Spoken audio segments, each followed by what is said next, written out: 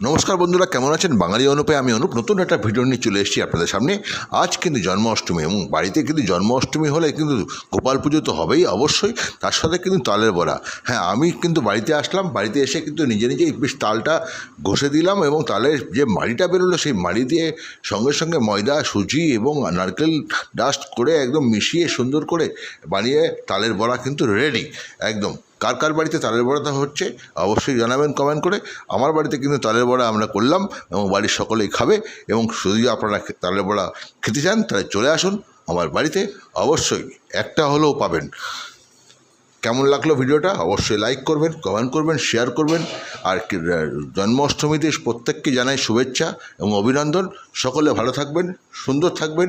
আর আমার যে সমস্ত ভিডিওগুলো যাচ্ছে আপনার কাছে, অবশ্যই ভিডিওগুলো দেখবেন আর সাবস্ক্রাইব করে রাখবেন এবং লাইক, শেয়ার, কমেন্ট অবশ্যই। ধন্যবাদ, থ্যাংক ইউ।